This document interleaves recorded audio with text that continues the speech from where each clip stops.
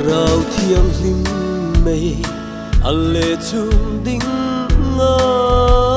ruai tu lali manu el lo nai le ro khaler kong thim ta ka kawa lai hian lo eng le la pial ral var par ar si em moi ta chu ovan ar si em moi ka chandam tu le kalal du om ber ini lungai na fo velin ral lo lian masela him na lalpa ka belang kum khuain lung lu kong khar moi le ro pui an hon hun chuan rang ka chot tuan lai ya ka lengang sual vanga ka lung ngai na zong zong hi ram ro pui le mun luna chuan o an la par vulang ovan arsi emo ka chandam tu le kalal du om ber ini lungai na fo velin ralo lian masela him na lalpa ka belang kum khuain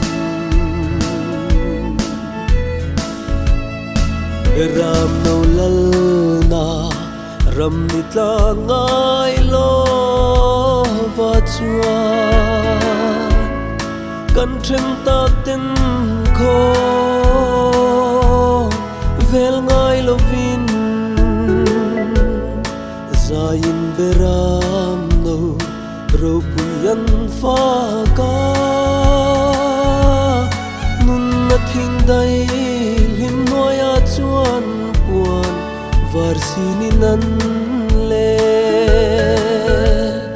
ovan arsi emo ka chandam tu le kalal du om ber ini lungai na fo velin ralo lian masela him na lalpa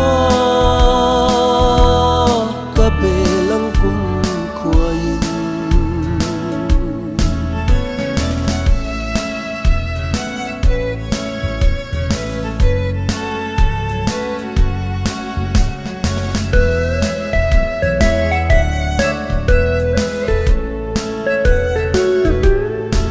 ram no lal na ram nitla ngai lo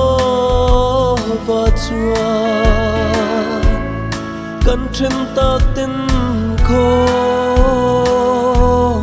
vel ngai lo vin zain beram no ro puyan fa ka nun na thing dai lim noya chuan puan var sini nan le ovan arsi emo ka chandam tu le kalal du om ber ini lungai na fo velin ralo lian masela him na lalpa